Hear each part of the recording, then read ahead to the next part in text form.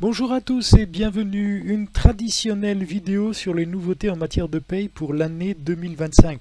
Alors comme vous le savez certainement, nous sommes actuellement, c'est-à-dire en janvier 2025, dans l'attente d'un projet de loi de finances qui devrait normalement être adopté durant ce premier trimestre 2025.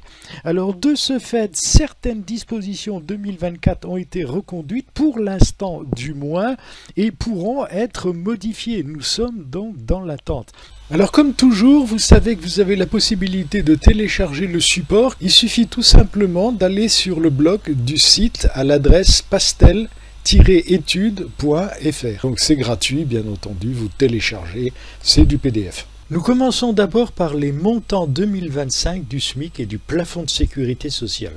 Pour le SMIC en 2025, le montant du SMIC n'est pas modifié. Il est toujours fixé à 11,88 € de l'heure, soit un montant de 1801,80, ce qui correspond à un salaire net de 1426,30 € par mois, avant incidence des prélèvements salariaux, prélèvement de prévoyance et de mutuelle, et avant prélèvement à l'impôt sur le revenu, bien sûr.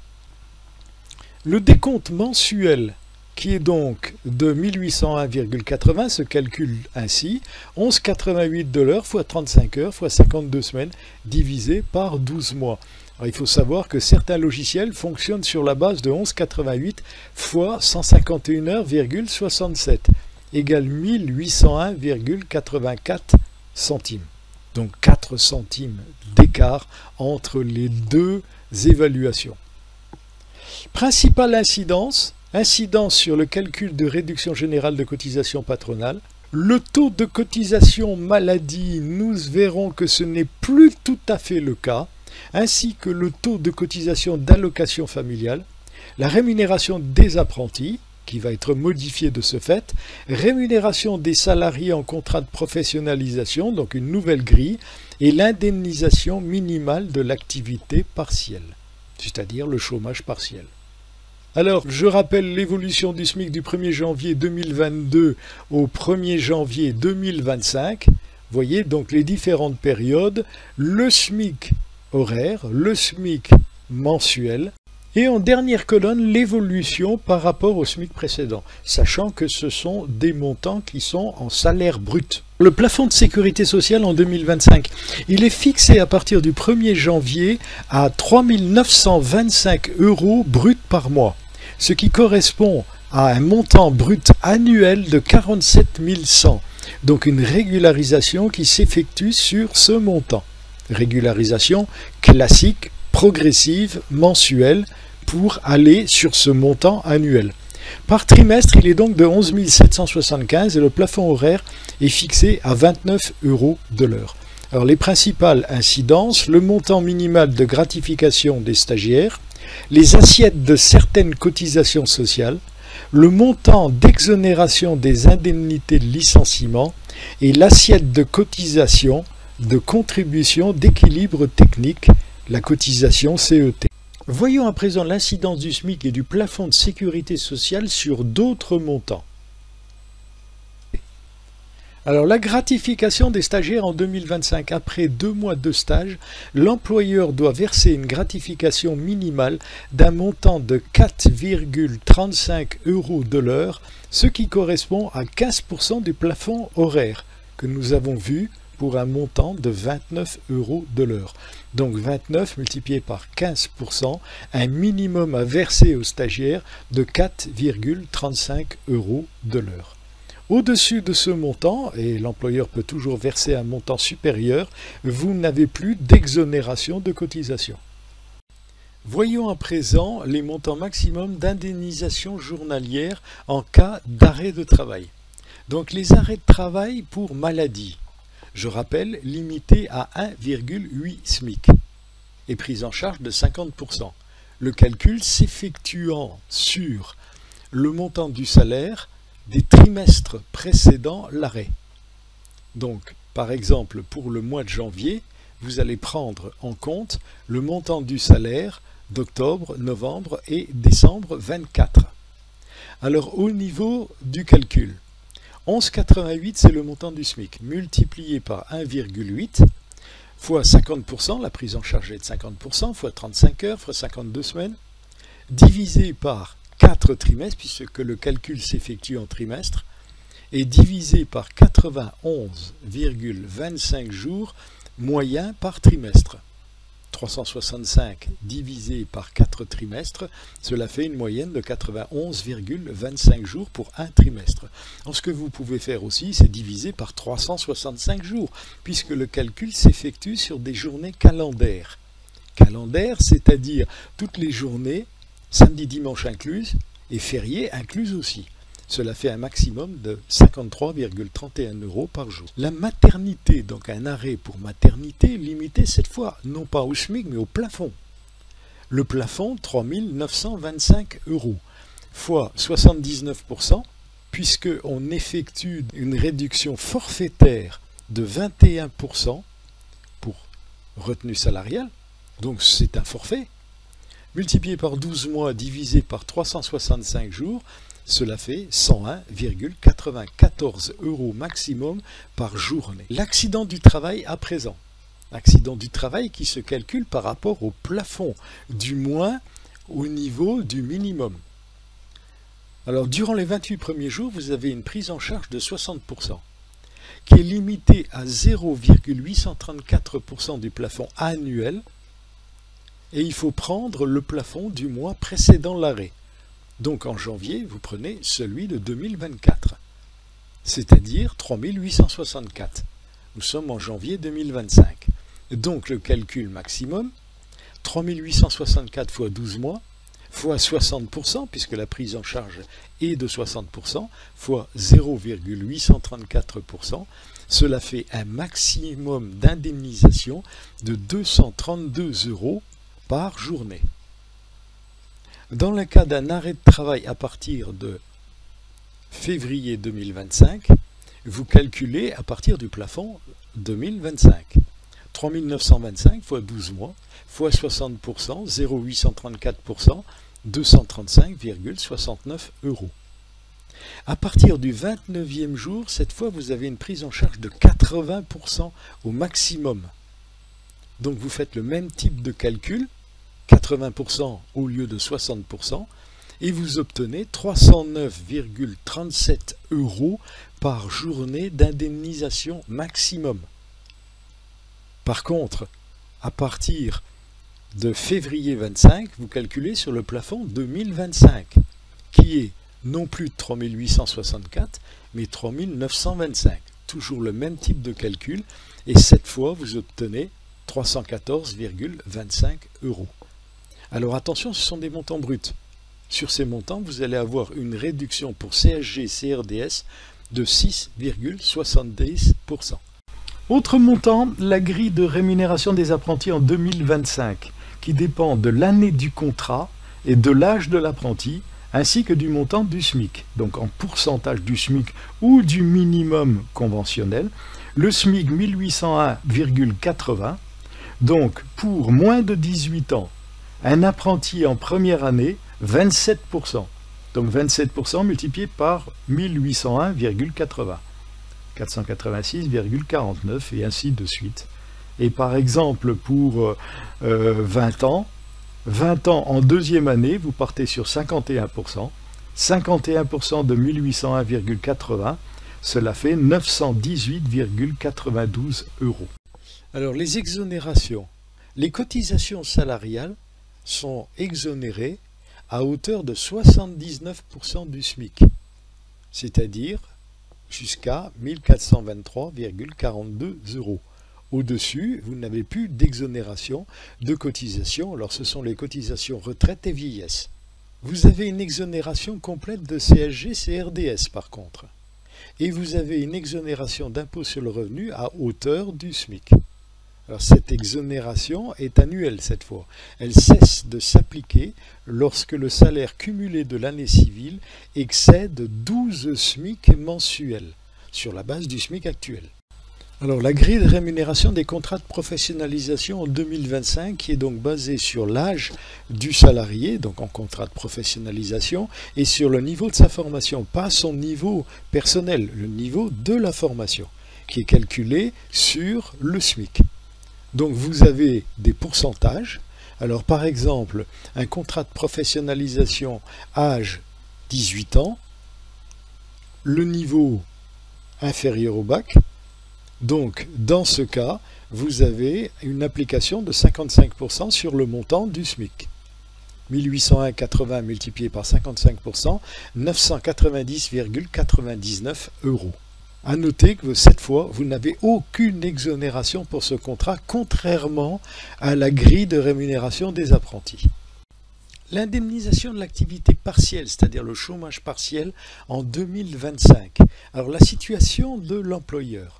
En contrepartie de l'indemnisation de son salarié, donc l'employeur paye son salarié, vous avez une allocation d'activité partielle qui sera versée à l'employeur sur demande d'indemnisation mensuelle, et ce, à l'agence de services et de paiement, c'est-à-dire à l'ASP.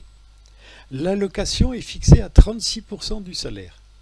À noter que l'entreprise indemnise le salarié à hauteur de 60% de son salaire brut.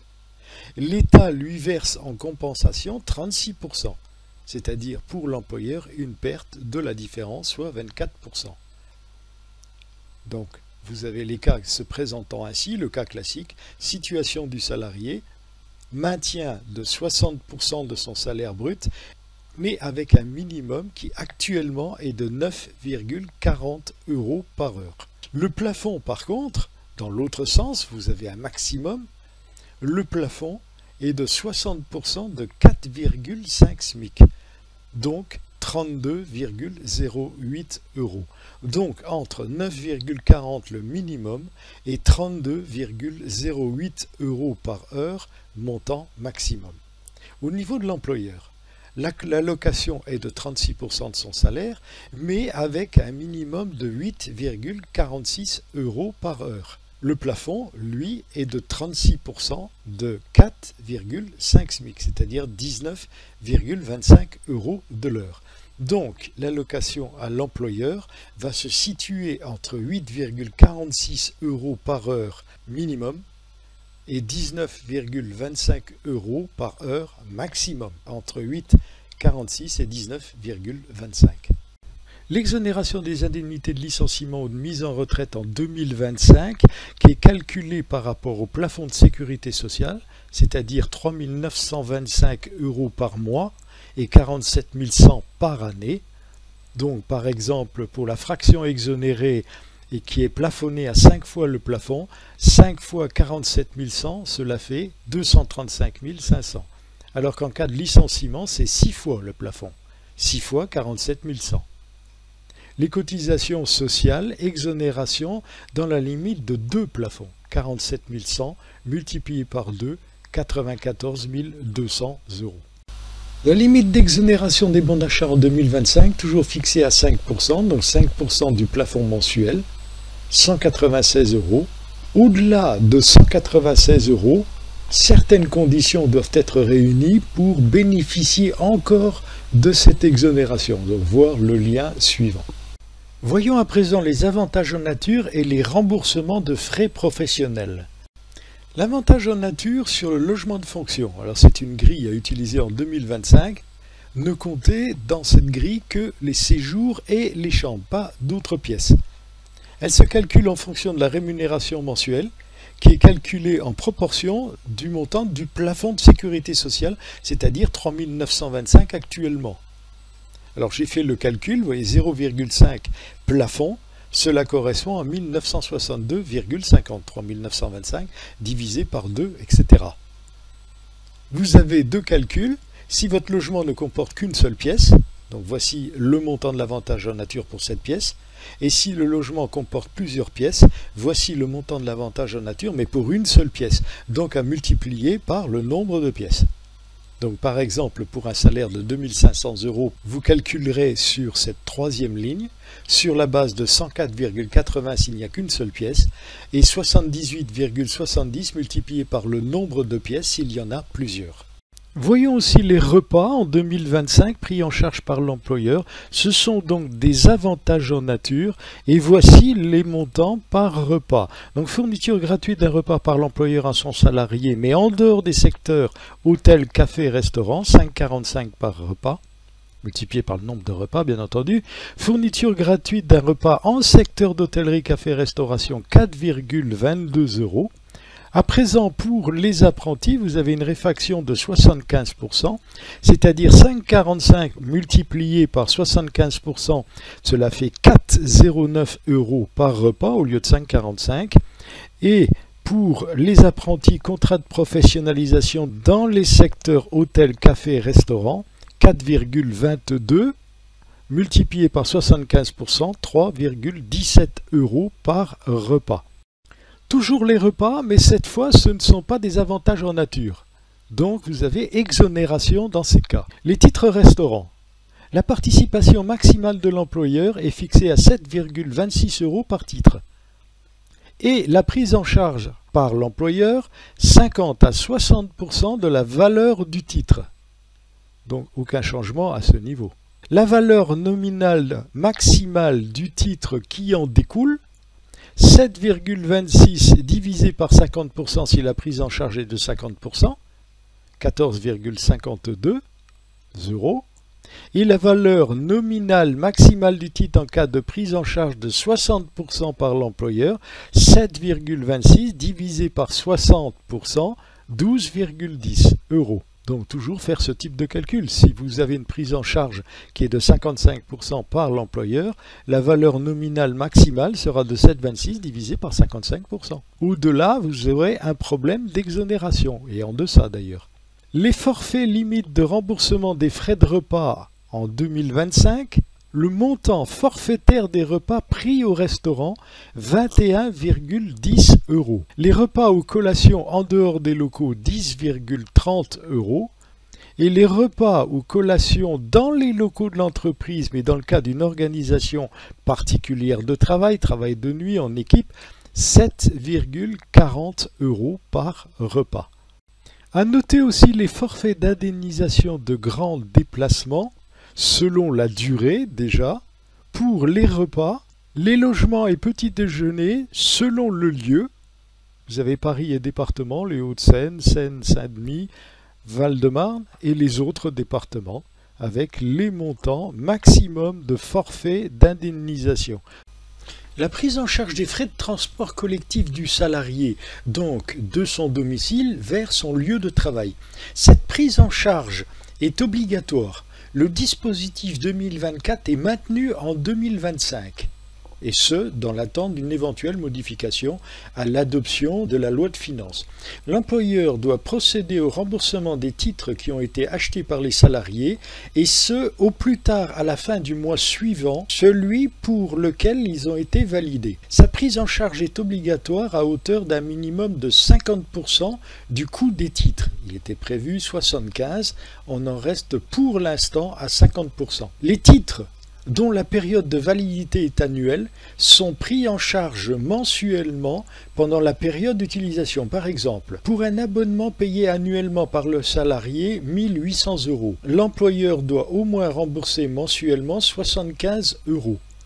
C'est-à-dire 1 800 divisé par 2, puisque prise en charge de 50%, et divisé par 12 mois. Cela fait donc 75 € par mois, ce qui représente 50% du coût d'achat.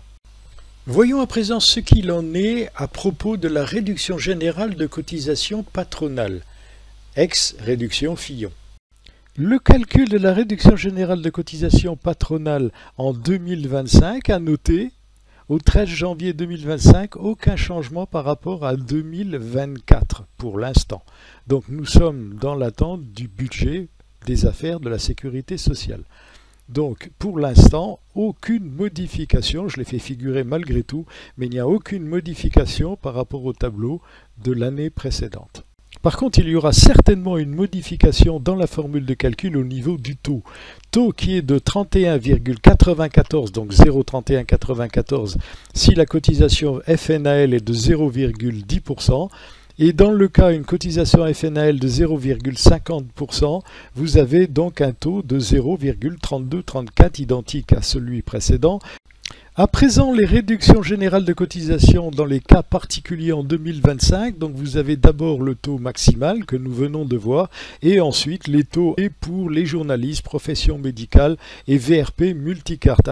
Les autres montants 2025 à présent, grille de saisie sur salaire pour 2025 avec ces différents éléments, calculés toujours de la même manière, c'est-à-dire selon une part saisissable, qui se calcule selon les tranches de salaire, salaire net, et qui se cumulent pour obtenir donc le montant de la saisie à effectuer sur le salaire.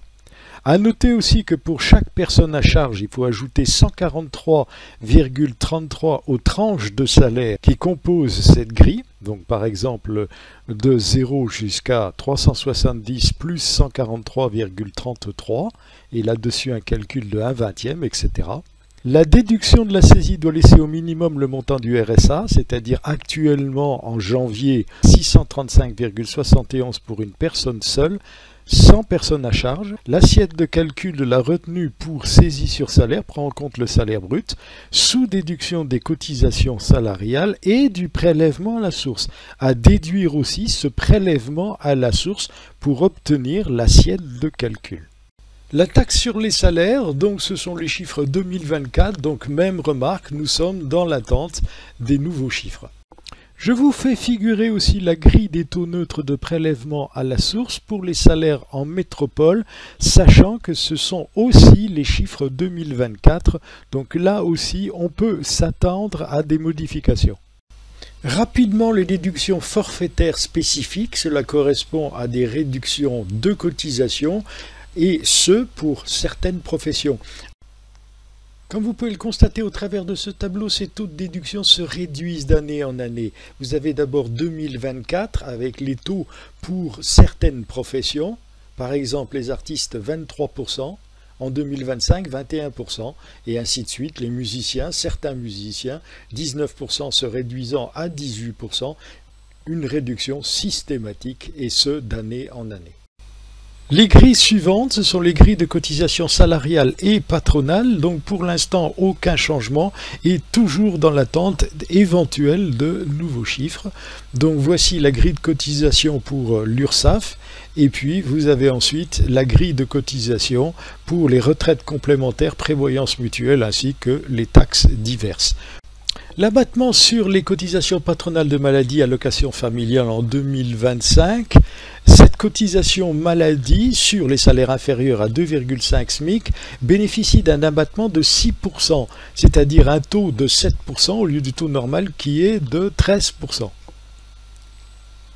La cotisation d'allocation familiale sur les salaires inférieurs à 3,5 SMIC cette fois, un abattement de 1,8%, c'est-à-dire 3,45% de taux au lieu de 5,25%. Donc aucun changement. Mais le SMIC à prendre en compte est celui en vigueur au 31 décembre 2024 et non pas celui de la paye. Donc pour la maladie mensuellement, 1801,80 multiplié par 2,5, cela fait un maximum de salaire de 4504,50 pour bénéficier de ce taux de 7% au lieu de 13%. Et le calcul identique mais sur la base de 3,5 SMIC pour l'allocation familiale.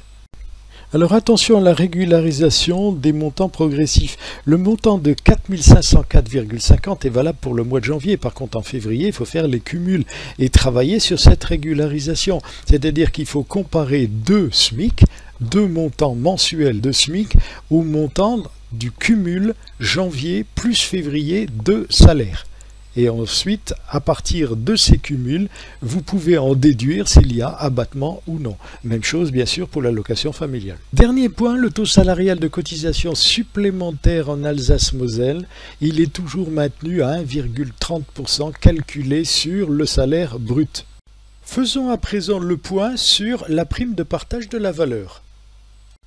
Commençons donc par la nouveauté 2025. Elle concerne les entreprises dont l'effectif se situe entre 11 et moins de 50 salariés. Au-delà, vous avez déjà un système de partage qui correspond à la participation qui est obligatoire à partir de 50 salariés. Alors ces entreprises doivent mettre en place un système de partage de la valeur qui peut être soit la prime de partage de la valeur, soit un intéressement, soit par exemple un abondement sur plan d'épargne salariale. C'est-à-dire que l'employeur va compléter le plan d'épargne salariale. Cette obligation est applicable si le bénéfice net fiscal est supérieur à 1% du chiffre d'affaires et ce, durant 3 ans consécutifs. Voilà la condition pour que les salariés obtiennent ce partage de la valeur. Alors pour l'instant, nous n'avons pas d'autres informations sur le processus de mise en place ainsi que sur les montants. Un rappel sur les exonérations concernant cette prime de partage de la valeur. Au niveau des cotisations sociales, salariales et patronales, vous avez exonération dans la limite de 3 000 € s'il n'y a pas d'accord, ou de 6 000 € si l'entreprise a mis en place un processus d'accord. La CSG-CRDS. Tout dépend de l'effectif des salariés. Si l'effectif est de moins de 50 salariés, vous avez exonération toujours dans cette limite de 3 000 ou de 6 000 € si accord. Si l'effectif est de 50 salariés et plus, vous n'avez aucune exonération. Assujettissement aux taux normaux. Forfait social. Effectif de moins de 250 salariés, vous avez une exonération. Effectif de 250 salariés et plus, vous avez un assujettissement sur la partie exonérée de cotisation, mais assujetti à CSG-CRDS. Forfait social et CSG-CRDS vont de pair. L'exonération sur impôt sur le revenu, c'est un peu plus compliqué puisque vous avez cette fois deux variables. Vous avez d'une part l'effectif et d'autre part le salaire. Au niveau de l'effectif, si l'effectif est inférieur à 50 salariés, dans ce cas, tout dépend du salaire. Si le salaire est inférieur à 3 SMIC, vous avez exonération dans la limite de 3 000 ou de 6 000 €, si l'entreprise a mis en place un accord. À présent, si le salaire est supérieur à 3 SMIC, dans ce cas, vous avez imposition sur le revenu, sauf si les limites sont respectées d'une part, et si le montant de la prime n'est pas versé au salarié, mais affecté à un plan d'épargne, dont il sera le bénéficiaire, bien sûr. Si l'effectif est supérieur à 50 salariés, c'est la même chose que précédemment, c'est-à-dire la limite respectée et affectation à un plan d'épargne. Si ce n'est pas le cas, vous allez avoir imposition sur le revenu. Je reprécise à nouveau que tout ceci n'est qu'un rappel. Vous n'avez aucune nouveauté 2025 à ce niveau. La seule nouveauté concerne l'obligation de partage au profit de salariés, et ce, en cas d'un effectif entre 11 et 50 salariés. Là, vous avez dans ce cas une obligation, mais sous certaines conditions que nous avons vues précédemment. Je termine ainsi le parcours des nouveautés 2025. À la publication des chiffres définitifs après adoption de la loi de finances, je reviendrai vers vous. Le support de cette vidéo est à votre disposition gratuitement, sans aucune demande de ma part. C'est du PDF téléchargé, n'hésitez pas. Merci de votre attention, à bientôt, au revoir.